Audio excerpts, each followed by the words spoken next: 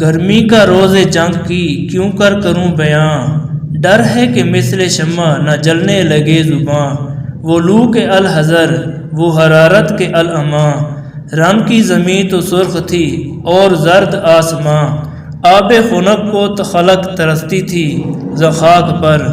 گویا ہوا سے آگ برستی تھی خاک پر۔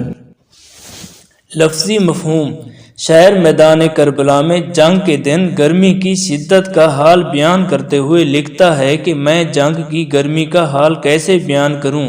کیونکہ مجھے ڈر ہے کہ میں نے جنگ کے دن کی گرمی کا حال بیان کیا تو میری زبان شمع کی طرح جلنے لگے گی۔ ایسی سخت گرم ہوا تھی کہ اللہ کی پناہ، اور ایسی سخت گرمی تھی کہ اللہ بچائے۔ گرمی کی حدت سے میدان جنگ کی زمین سرخ ہو گئی تھی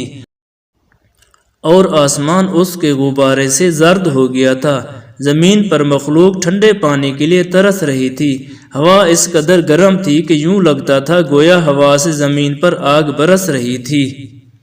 وہ لو، وہ آفتاب کی حدت، وہ تاب و تب، کالا تھا رنگ دھوپ سے دن کا مثال شب،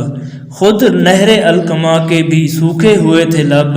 خیمے جو تھے حبابوں کے تپتے تھے سب کے سب۔ لفظی مفہوم: اس بند میں شاعر میدان کربلا میں جنگ کے دن کی گرمی کی شدت کا حال بیان کرتے ہوئے لکھتا ہے کہ اس دن بہت گرم ہوا چل رہی تھی، سورج کی تپش بہت زیادہ تھی جس سے دھوپ بہت زیادہ سخت اور تیز ہو گئی تھی، اور اس سخت اور تیز دھوپ میں دن کا رنگ رات کی طرح سیاہ ہو گیا تھا۔ پیاس سے خود نہر الکما کے بھی ہونٹ خشک ہو گئے تھے، یعنی اس میں پانی نہیں تھا۔ پانی کے بلبلوں کو شاعر خیموں سے تشبیہ دیتے ہوئے لکھتا ہے کہ پانی کے بلبلوں کے خیمے سب کے سب تپ رہے تھے، ہر طرف ویرانی کا عالم تھا اور ہر طرف خاک اڑ رہی تھی، زندگی کا چشمہ خشک ہو گیا تھا، اور اتنی زیادہ سخت دھوپ تھی کہ اس سے دریائے فرات کا پانی گرم ہو کر کھولنے لگا تھا۔ جھیلوں سے چار پائے نہ اٹھتے تھے تابا شام، مسکن میں مچھلیوں کے سمندر کا تھا مقام، آہو جو کاہلے تھے چیتے سیاہ فام، پتھر پگھل کے رہ گئے تھے مثل منہ میں خام، سرخی اڑی تھی پھولوں سے سبزی گیاہ سے، پانی کنووں میں اترا تھا سائے کی چاہ سے۔ مفہوم: اس بند میں شاعر میر انیس میدان کربلا میں جنگ کے دن کی گرمی کی شدت کا حال بیان کرتے ہوئے لکھتا ہے کہ چارپائے دھوپ اور گرمی کی شدت سے بچنے کے لیے صبح سے شام تک جھیلوں سے نہیں نکلتے تھے، مچھلیاں سمندر کی تہہ میں اپنے ٹھکانوں میں بیٹھی رہتی تھیں، ہرن گرمی کی شدت سے سست اور نڈھال ہو گئے تھے، چیتوں کے خوبصورت سنہرے رنگ گرمی کی شدت سے کالے سیاہ ہو گئے تھے، گرمی کی شدت سے پتھر پگھل کر کچی موم کی طرح ہو گئے تھے، گرمی کی شدت سے پھولوں کی سرخی اور گھاس کی سبز رنگت ختم ہو گئی تھی، کنویں کا پانی سائے کی تلاش میں نیچے چلا گیا تھا۔ کوسوں کسی شجر میں نہ گل تھے نہ برگ و بار، ایک ایک نخل جل رہا تھا صورت چنار، ہنستا تھا کوئی گل نہ لہکتا تھا سبزہ زار، کانٹا ہوئی تھی سوکھ کے ہر شاخ بار دار، گرمی یہ تھی کہ زیز سے دل سب کے سرد تھے، پتے بھی مثل صحرائے مدکوک زرد تھے۔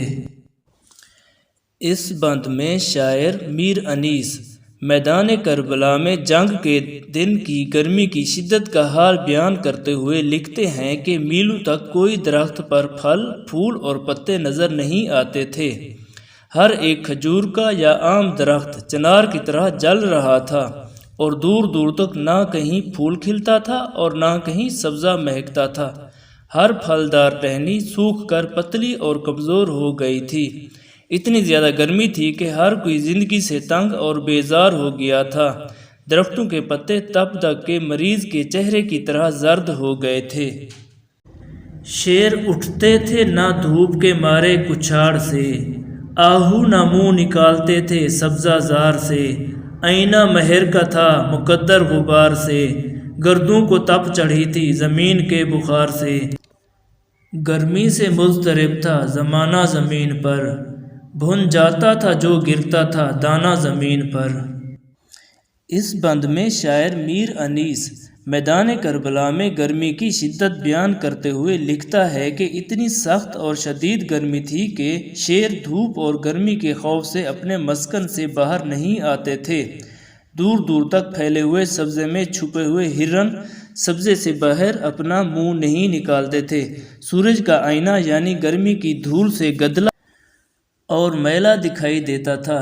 گرمی کی وجہ سے زمین اتنی زیادہ گرم ہو گئی تھی کہ اس کی حدت آسمان تک پہنچ گئی تھی، اور زمین کی گرمی اور تپش سے آسمان کو بخار چڑھ گیا تھا۔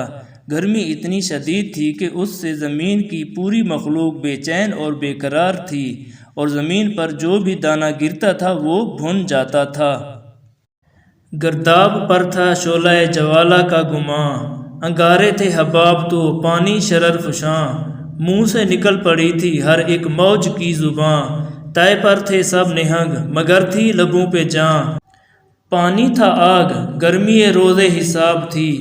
ماہی جو سیخ موج تک آئی کباب تھی۔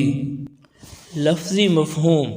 اس بند میں شاعر میر انیس 10 محرم کو میدان کربلا میں گرمی کی شدت بیان کرتے ہوئے لکھتے ہیں کہ اتنی زیادہ سخت گرمی تھی کہ سمندر یا دریا میں اٹھنے والے بھنور پر آگ کے دائرے کا شک ہوتا تھا۔